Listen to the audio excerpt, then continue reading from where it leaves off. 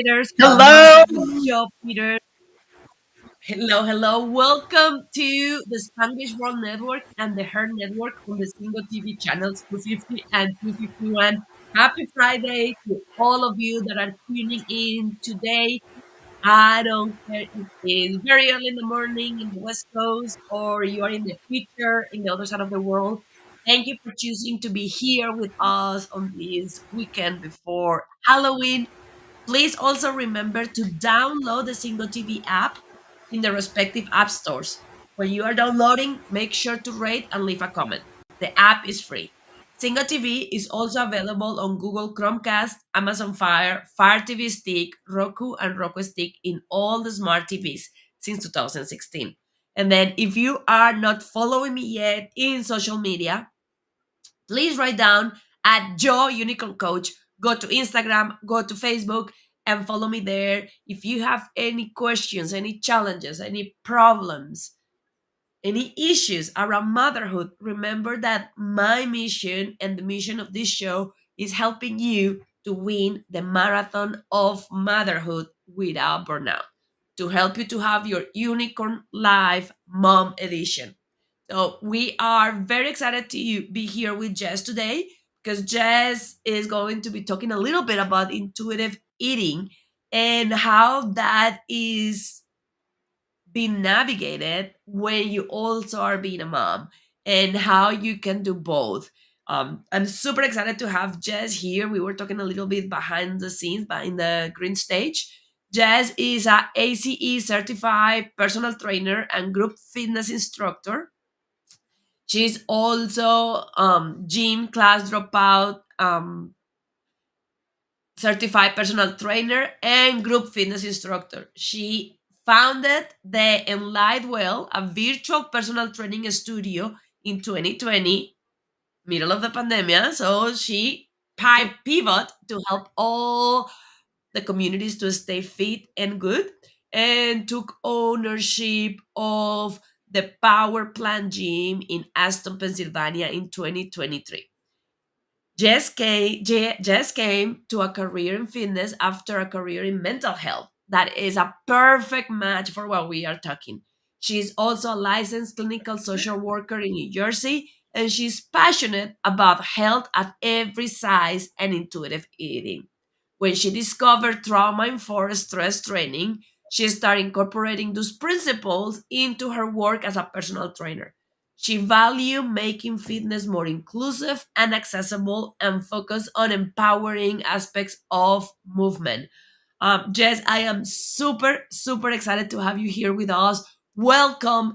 And why we don't start a little bit with your phrase before we even talk a little bit about your story. I asked all my guests to share a phrase that they love, and your phrase was simple and very curious. Your phrase was both can be true. Jess, welcome to the show, and please let us know why that was your favorite phrase to share today. I I think for me, like, it's easy to fall into the trap of like black and white thinking, or thinking that like you can only be one thing. And I like to remember that like both things can be true, because it helps me to like, I guess, like live more in the nuance and be able to be open to different experiences, and just be able to approach things with like more openness, you know?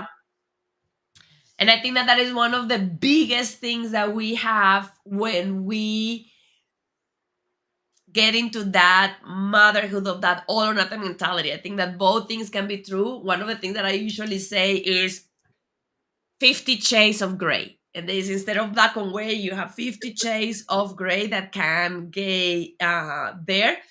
So tell us a little bit about your story.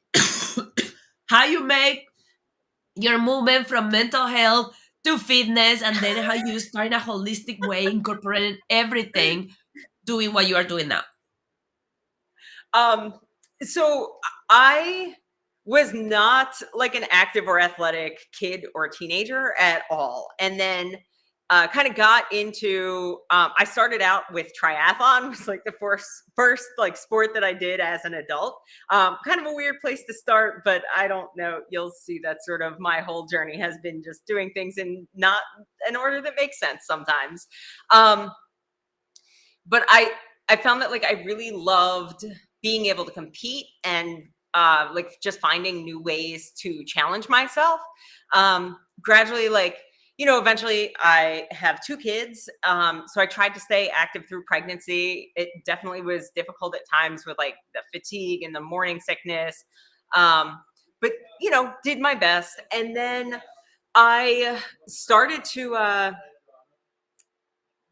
like after my kids were born, I definitely struggled with like postpartum depression. Um, and I think I had plans to like, I'm going to keep working out. This is going to be great. But it was really hard to like still keep up working and taking care of young kids and like getting up early in the morning. So like, I kind of did my best. And then as they got a little bit older, like I got back into running. Um, for a while, I was like really focused on losing weight and worked with some coaches who had me following like pretty aggressive diet plans. And eventually got to a point where it was like, this is just not working anymore. Like I would stick to my plan all week and then like binge kind of out of control on the weekends. And I was just feeling like frustrated. My body image was not great, even though I was like probably the smallest that I've been in my entire life. Um, and that is when I discovered intuitive eating. Um, so the thing with intuitive eating is it's more about trying to follow your hunger and fullness cues and learning to be in better like connection with your body. Um, you allow yourself to eat all different foods, but just pay attention to like how it's making you feel, and then kind of follow the lead of like what your body's telling you. Um, and I would say from there, like kind of at the same time, I was like reaching a point of being burned out in my career and was starting to make a pivot into fitness. And then, you kind of said the rest. I started out strictly online and then took over the gym here last year, and kind of the hopefully shortish and sweet of it. Okay, cool. I think that is so important what you are saying, because that is something that I see all the time as well. And I think that uh, first, I don't know what's going on. I don't know if you were or not, but I was a geriatric mom. I had my baby at 37. So you have your baby. Few years later, you start perimenopause, and then you start facing a different level of things in your body with your hormones, with everything. And then you start facing that I'm doing everything that I was doing before and I'm not seeing the results. And you keep trying Right. to do the diets and the workouts that the men gurus are telling you to do, or that the 25-year-old chicks are telling you to do. And bless their heart, they are trying to tell you what worked for them, but your body doesn't have testiculus and a penis, and your body is not the body of a 24, 25 young person. So I think that gets a lot of that frustration, and I think that that frustration also increases into that binging of not only weekend, not weekend, week and weekend, but also that frustration of I'm doing everything right and I'm not seeing anything happening. So what the heck? I'm gonna just go all the board. So I love that you are saying about intuitive eating, and I totally agree with that. One of the things that I know that you are big into, and I would love to touch that with you, is making peace with food. I think that Okay. that is something that I'm being very, not only trying to do it myself, but for example, with my children, make sure that they don't have that he doesn't have to make peace with food because I'm labeling all this food. So I want to hear your take Yeah. on what making peace with food means. I gotta say, I really love seeing like our generation of moms trying not to create the same problems that we have grown up with around like food and body image and like confidence, you know? So making peace with food, like as we work through the principles of intuitive eating, so there's 10 principles, one of which is making peace with food. And one of the things that we try to do as we're working on that principle is to allow ourselves to eat all different foods. So a lot of people will have certain foods that they feel very out of control with. And um it's generally the restriction or like the viewing of that food as something that you can't have that creates that out of control feeling. So that then when you're like around that food or when you do allow yourself to eat it, that it's like, oh man, like kind of you said this, like that feeling of like, well, now I've blown it, so I might as well go all in. Um, if you're just allowed to eat that food when you want to, then it's not a big deal. And it doesn't have that like neon flashing forbidden sign around it. And so you can just eat it and it's not a big deal. And I've also had clients where like we've worked through eating some of their forbidden foods. And as they work through eating them, sometimes they find that they don't even like them that much. Like I remember having a client who one of her forbidden foods was like those little I can't think of the brand of them, but they're like the little Christmas tree things that they're like white and have little green sprinkles on them and they come in like a plastic wrapper. I can't think of the brand of them. But she had built this up in her brain so much when she actually sat down and ate it. She was like, I don't even really enjoy the taste of these. Like they taste kind of like just very fake and like kind of like plasticky and like kind of too sweet. And I don't even really want to finish eating it. And not that that should necessarily be the goal. Like one of my forbidden foods was Oreos, and like I still love Oreos, but I can eat some Oreos now without eating the entire box of Oreos because I can have them anytime, and it's not like a huge deal. Um, so it's definitely a process. One of the things, if you're trying to have kids who don't grow up to a point where they're like, oh man, now I need to unpack all these weird food things. Um, Keeping like snacks and treats available, um, trying to not create like a hierarchy of like these are good foods and bad foods. I like to talk about like that some foods have a lot of nutrition in them, and that's great. And we need to eat a lot of foods that have a lot of nutrition, but some foods might taste good and we might enjoy eating them, and some of those might not have as much nutrition, so we should still enjoy those foods, but we need to eat some stuff that has nutrition too. And I think kids have a lot more capacity to understand that than people might give them credit for sometimes. um, but yeah, I think one of the things that I have worked on with my kids is like that we need to eat like a like a balanced diet. I mean, it sounds so simple, but like a mix of things that are nutritious, things that are filling, things that have protein, and then also things that we enjoy and that just feel good in our bodies and make us happy. And like that's fine. We can eat all of them.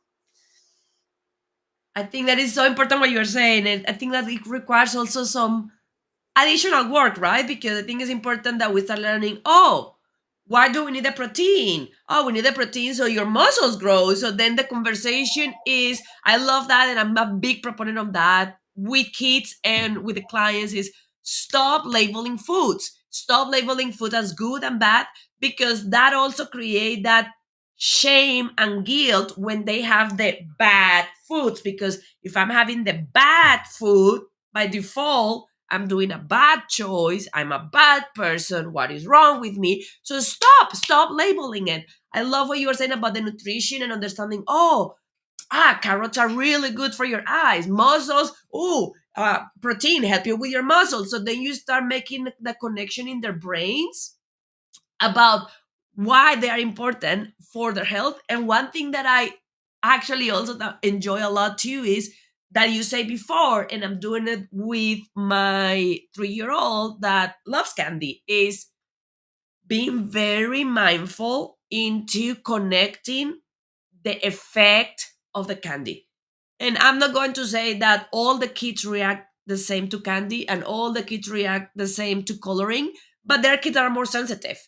There are kids, I had ADHD, I think that he's very close there. So candy is very triggering for him. So instead of saying, Mm, oh, that's bad, I say like, huh, are you having a lot of big emotions right now? What do we have different today? Oh, it was that cake that we have in the birthday party with a lot of frosting. Yeah.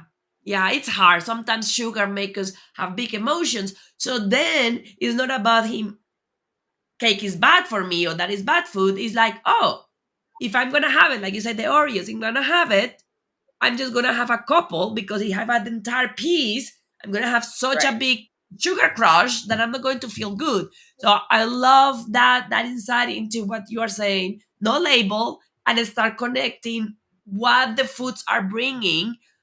Because going back into one of the things that you say before that I would love to touch with you is the mindful part of the eating with making peace with the food. I was smiling when you were talking about the Christmas treat for your client because I believe that, and then this blow my mind because people are like, well, I've been working on this for this long time and I'm still struggling. I'm like, dude, society is putting billions of dollars every day against you with this concept, with two things: chemicals and things that make things more addictive and tasting better. And then the Right. idea that you need to be eating, seeing your phone or watching a TV movie or doing all that so you are not conscious tasting really the food. I love that exercise that you did with your client into really mindfully sitting down and eating it. And she was like, I don't really like the taste. And I think that I Yeah. do that a lot too. It's like, okay, you want to have it, but you are going to eat it without a TV, without a phone, without having a conversation. You are going to eat it completely present into how each bite feels. So let's gonna talk a little bit about that into the difference between eating present into each bite and eating mindlessly and how that impact intuitive eating and man mess are triggered into understanding what our body is telling us. So I guess before before we go like further into this, I would like to just put like a caveat to this. I have worked with some folks who are usually it's like if they maybe have autism or other like kind of sensory sensitivities, sometimes practicing that mindful eating ends up being like too intense for them. So like I guess my caveat just is like this your mileage may vary. Um for most folks though, um being able to reduce the distractions like you said like not being scrolling on your phone or watching TV or doing a million other things while you're eating. One of the things that I like to do for this is if folks can pick, because like trying to do 3 meals a day with absolutely no distractions, like that's a lot. um so picking like maybe a few meals per week, or like let's try to like reduce the distractions during dinner or maybe during breakfast, like whichever one kind of like you pick the one that works best with your lifestyle. Or maybe it's like I'm not going to eat work at my desk or eat lunch at my desk during work. I'm going to like go and take a proper lunch break and give myself the 15 or 20 minutes break to like eat, enjoy my meal, and have that as like your boundary during your work day. um one of there's a few different ways that I like to work with people on just like slowing down eating a little bit. And both of these are things that I would have people do for like a few weeks to work on, and then maybe we revisit it periodically. They're not things that I would have you do like for the entire rest of your life. Um, so the first one is if you have food in your mouth, that your fork is down on the plate. Most of us tend to, like, as I am eating, I put the food in my mouth and then I'm immediately, while I'm chewing, getting my fork full of the next bite. And like, look, that's fine most of the time. I don't want every meal to be a 45-minute long experience. But as we're working on being more mindful about eating, it's a great practice just to work on slowing down a little bit. And like I said, I'm not saying that you should do that for the whole rest of your life, but like try it out for a week or so and see how that goes. The other thing that I like to have folks work on is somewhere around the middle of your meal to put your fork down, set a timer for 60 seconds. During that 60 seconds, check in with yourself.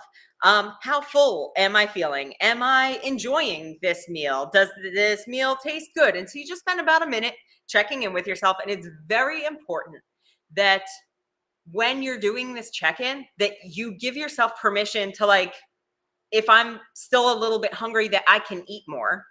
The point of like that pause is not that like I do the check-in and like now I'm done. The point of the pause is to like take that moment, check in with yourself, see how it's feeling, and then make a choice whether to keep eating or not. And either choice is equally acceptable. So like those are a couple of the things that I like to get folks to work on to just to increase their mindfulness a little bit around food. And I love, love, love that because once again, we are talking about it can be both at the same time. It's not black and white because one of the biggest resistance for a lot of people that are trying to heal their relationship with food is they hear talking and the only thing that they hear is like, oh my God, I don't have time to spend an hour every time with my meals. That is 3 hours per day. That is 24 hours a week. I don't have that time. So I love that it's like, stop. It's not every meal. If you just take a couple of meals to do it, that will give you the trick.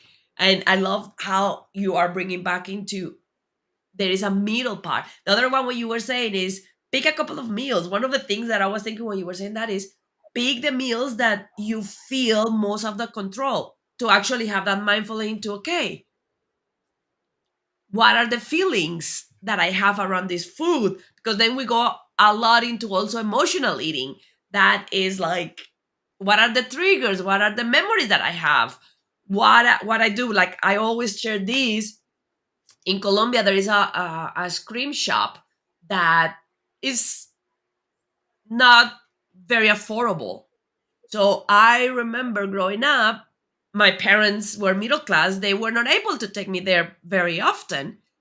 And then when I start working, because in Colombia we stay living with our parents until we're like 30, when I start working and my parents were still paying everything at the home and I start having money, guess what I start doing? I start going there every week and buying a warm brownie with ice cream, and then for a long time, 10, 15 years later, every time that I was triggered into feeling caged or want to be rebel or want to like feel free, guess what I will eat? I will eat that because the connection was like, back then I was like, F you, I don't need you to buy me anything. I have my own money and I'm gonna spend my money in the expensive brownie that you didn't want to buy me. So I think that that is an important game to actually start understanding the reason behind, because I don't think that we are doing things just by habit.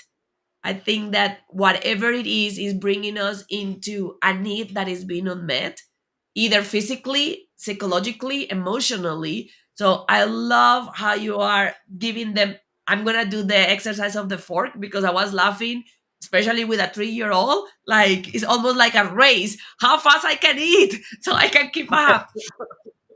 Um, let's gonna talk a little bit about how this intuitive eating and these exercises can help us into respecting ourselves and our body more and seeing our body as the amazing thing that it is.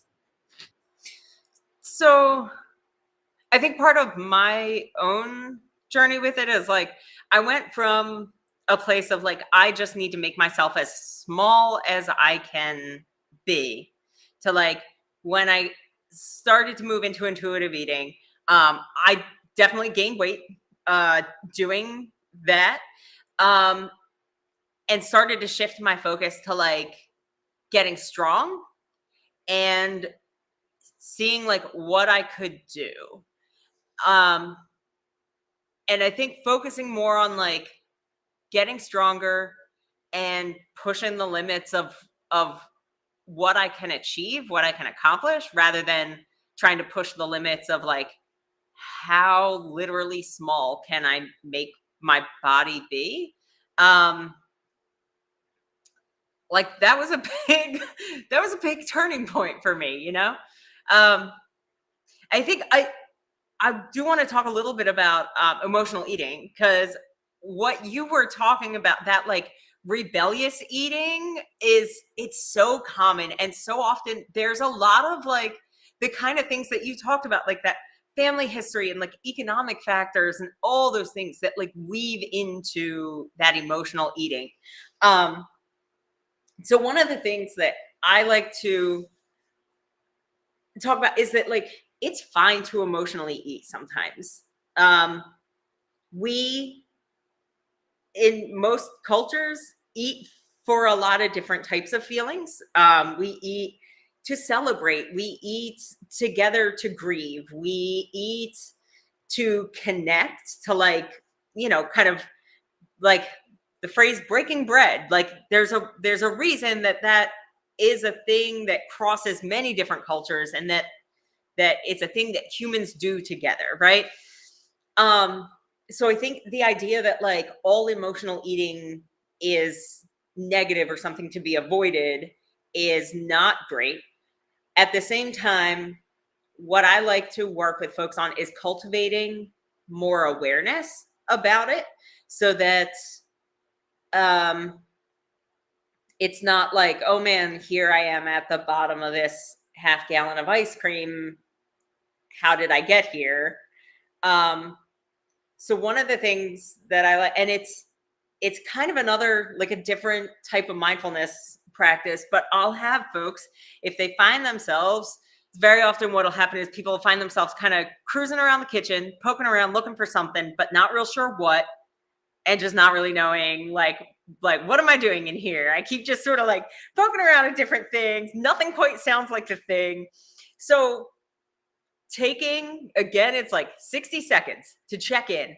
How am I feeling right now emotionally? Like what is happening?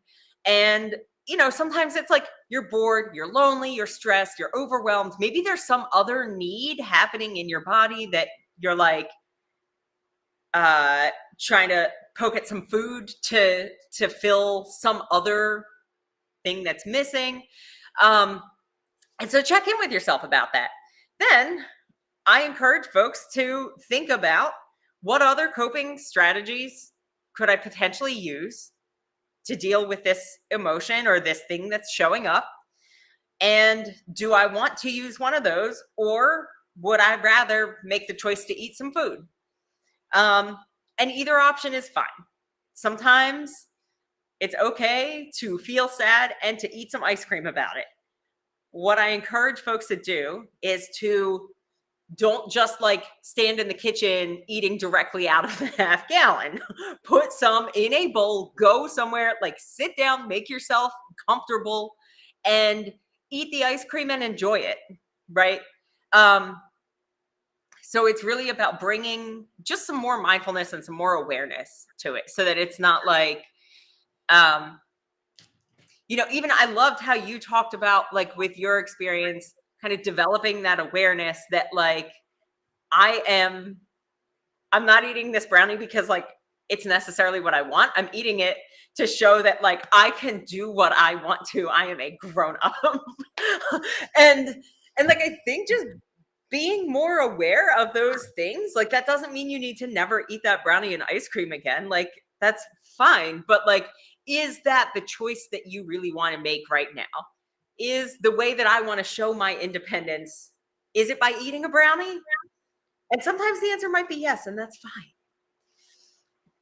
I think that it gets a new level of freedom, because I completely agree with you. This is not about you. Oh, and I going back to the labels. It's not about saying emotional eating is bad or good or good. We're going back into that black and white, good or bad.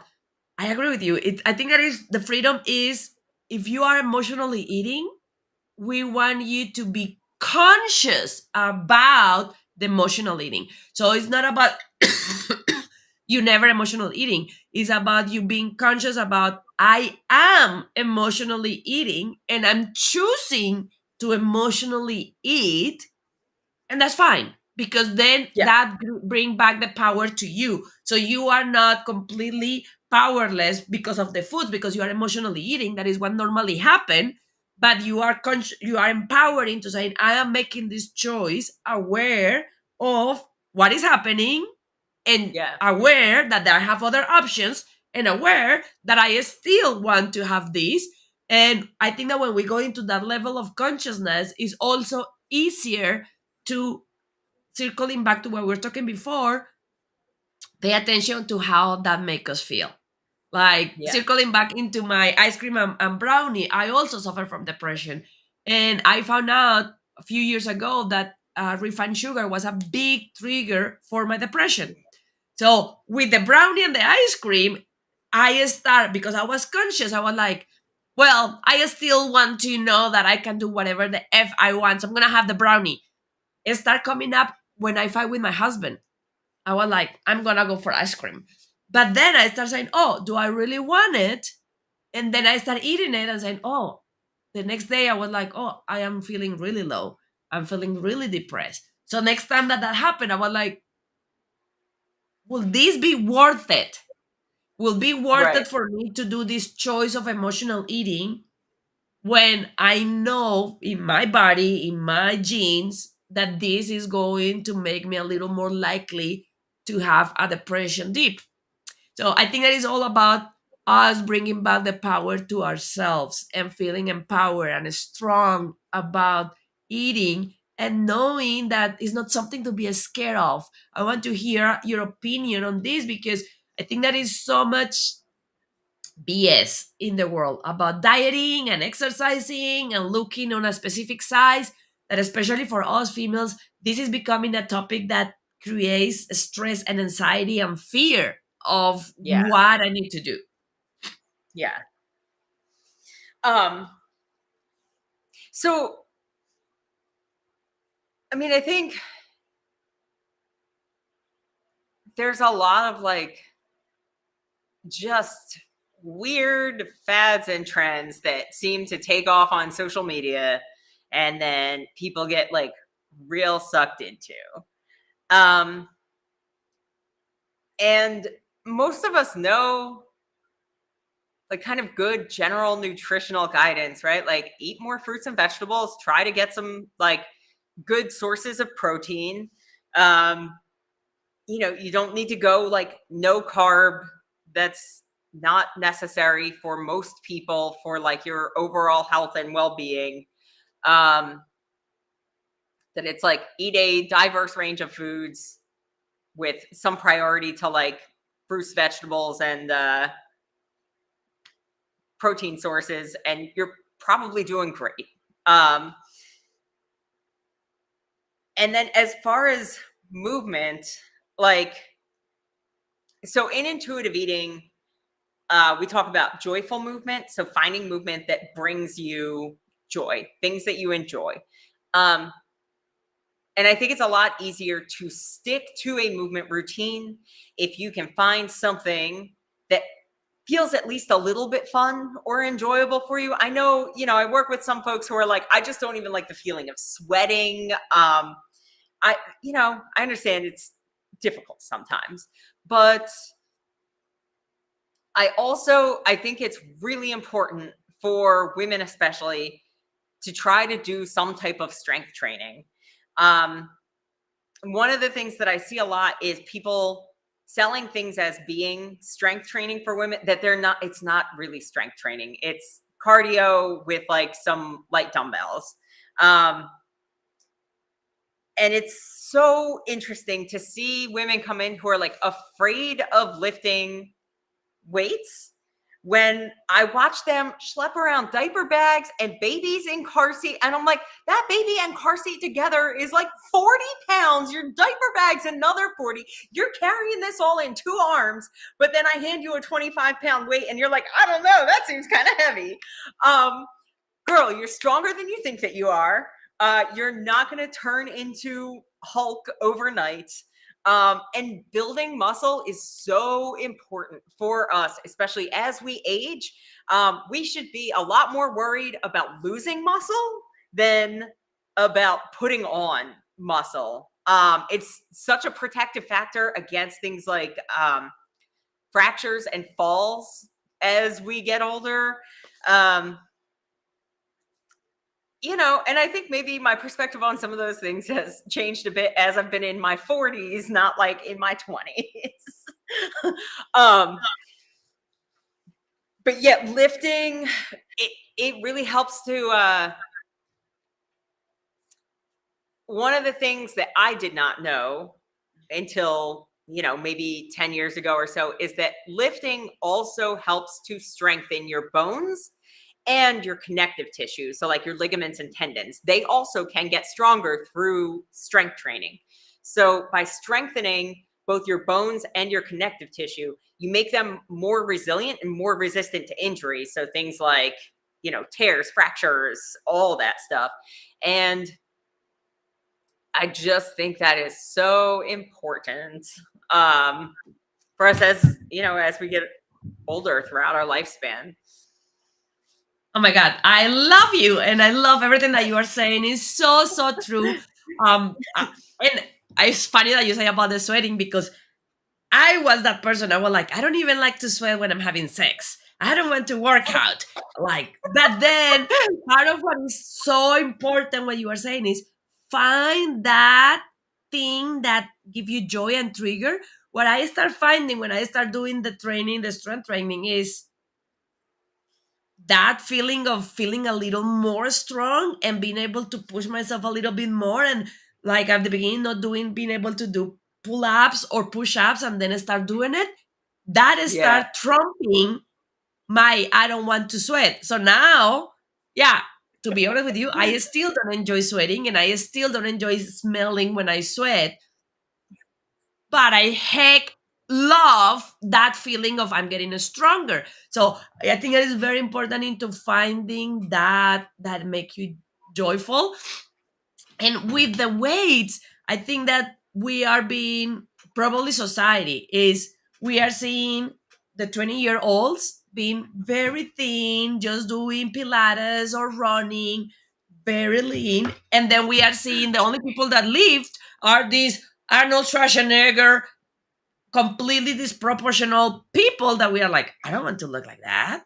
But I love your example on take a look into what you carry every day. Like moms picking up your child in the first floor and carrying your child to the second floor to their Yes. bedroom.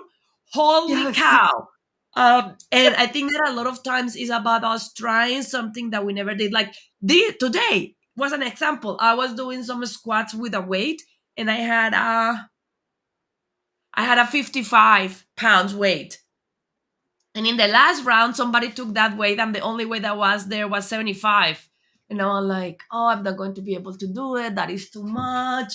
And I was like, you know what? I'm going to just do, even if I do two or three. I was able to freaking do it for 35 seconds with the 75. And then every time that Love I it. squat, I was like, I am a freaking badass.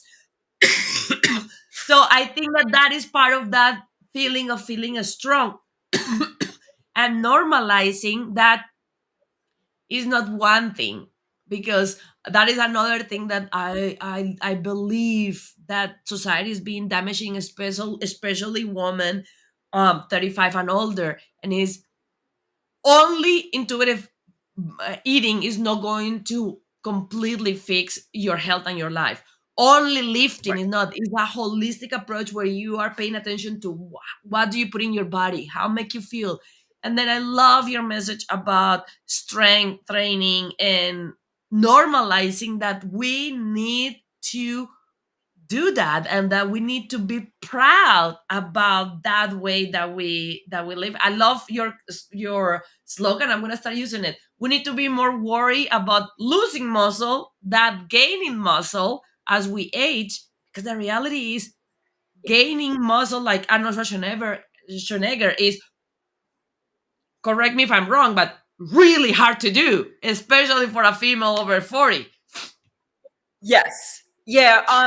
For most women, our hormone profile is not gonna allow us to put on that kind of muscle that fast.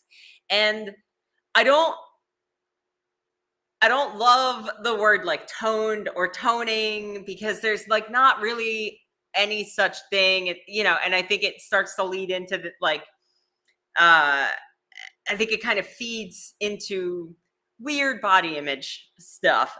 But for most women who want that look of like having a little bit of visible muscle, the way to get there isn't by like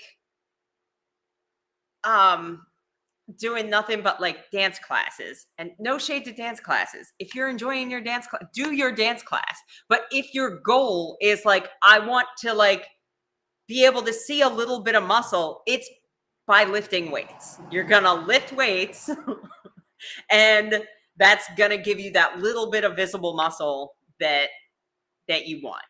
Um, and I often go back to like the quality of life stuff, like, and I love that you were talking about like just that feeling of empowerment, like when you can do a thing that you couldn't do before, or when you like hit a new PR, or just, knowing that like my kids are 12 and 14 now, I can still carry them both, you know?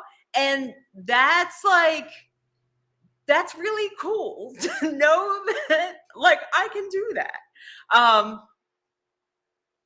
and I don't know, it feels good to be strong. I feel like it's a little addictive sometimes, like hitting PRs in the gym, and every time it's like, oh, look at me doing this thing I didn't even know I could do. Yeah, it's a good feeling. And I, for everybody that doesn't know, because I didn't knew, PR, what Jess is talking about, is personal record. That is very Thank gratificating you. because you are not competing with anybody else but yourself, your personal record, and start hitting that personal record.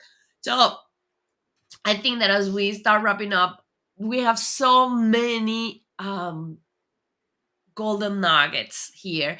So I would love for you to rewatch it. And we talk about intuitive eating tips. Just give you a lot of tips about putting the fork down, start thinking into how you feel, stop going around the pantry and the kitchen just crazy, stop and feeling what are happening. Treating your body with respect. Don't label for yourself or your children, that is so important, food. And be careful into when you are commenting on dieting, how you do it in front of your children. So we literally stop this nonsense, like the famous movie right now, it Stop With Us. This nonsense of BS around eating needs to stop with our generation. And then I love the message about complementing that with a strength training and feeling powerful and strong. And I think that nothing will, like you were saying, encourage a mom to do all of these, that knowing even if I'm alone with my 14-year-old and something happened, I will be able to put him in my shoulder and figure out where I need to go for help. Like, right? Um, So it takes us I from that. maybe that's one way to think about it. I like my teenager to remember when they think they're gonna get real sassy that like I will scoop you up. There you go. Either way, like, don't mess with me. But But yeah, maybe it's going into that. Yes, it's going into that empowerment of we are freaking strong, we are powerful. And as more we grow old, as more we need to find ways to feel like that mentally, physically, and emotionally. and all of these that Jess came to share with us into intuitive eating and workout, all is into that. So as we start wrapping up, Jess, if you have a message to share with all the moms around the world that are watching the show, that are starting their journey on health, that are not very sure about intuitive eating, that are not very sure or scared about weights, what would be that message for them? And then if they really I think resonate like I did with your energy, how they can reach out to you, how they can get in contact with you.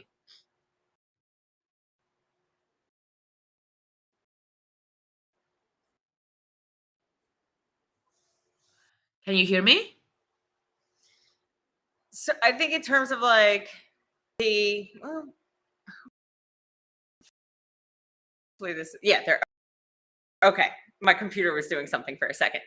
In terms of like just like last thoughts for moms who are like with yourself, give yourself time. It is a marathon, not a sprint. And also to remember that like we're teaching our kids in a different way than probably most of us were brought up. I mean, I was a teenager in the 90s and it was wild, man.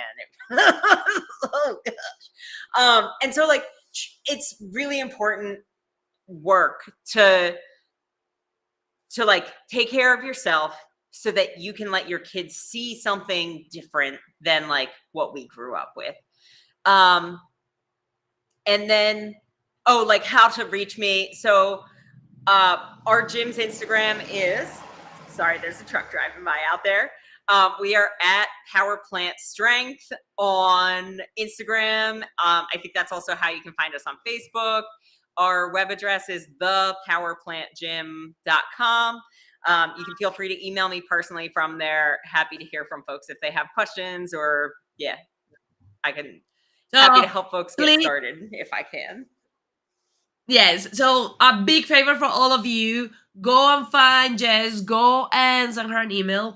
And hey, if you are in Pennsylvania, go and check out the gym. I would love to see pictures of you, selfies of you and Jess getting into those big weights.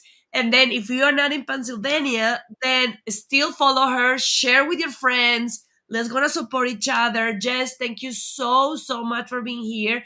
It was a pleasure to have you here. Thank you for sharing all your wisdom and your passion about this, about how we can be badass moms in our marathon.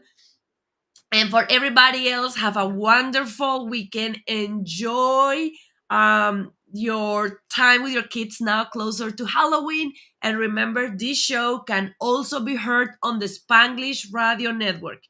Please check out www.spanglishworld.ca for all the news and programming of this show and many others to help you thrive in life. Spanglish World. Watch it, hear it, read it, download it, and leave it. That was great. Thank you so much for having me, Joe. This was really fun, and I just really loved hanging out and talking with you this morning. You're very welcome. Bye.